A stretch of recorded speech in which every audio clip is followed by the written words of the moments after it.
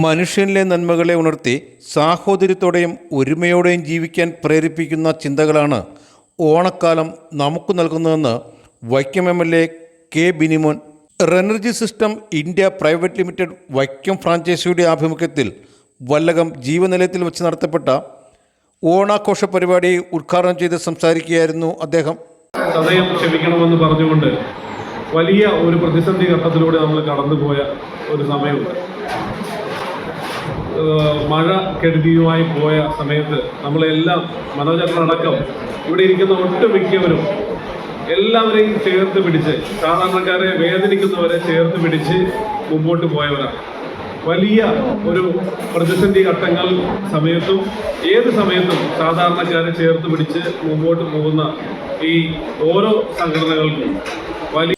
Franchise director എം.ഇ. Manoj യോഗത്തിന് അധ്യക്ഷത വഹിച്ചു. Pathadipalam Shanti Bhavan superior reverend father Manoj Joseph മുഖ്യ പ്രഭാഷണം നടത്തി. മികച്ച സഹകാരി എം.ജെ. ജോർജ്, ചലച്ചിത്ര താരം സണ്ണി മണ്ണങ്കേരി, വോളിബോൾ താരം ബാലകൃഷ്ണൻ തുടങ്ങിയ വിവിധ മേഖലകളിൽ കഴിവ് തെളിയിച്ച പ്രതിഭകളെ ചടങ്ങിൽ ആദരിച്ചു.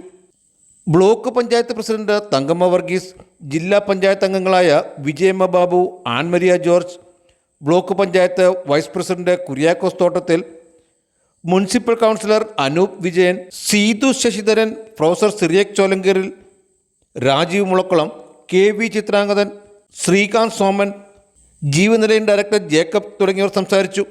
ജീവനിലയത്തിലെ അന്തേവാസികൾക്കായി വിഭവസമൃദ്ധമായ ഓണസദ്യയും ഒരുക്കിയിരുന്നു. News desk, Vaikom daily news.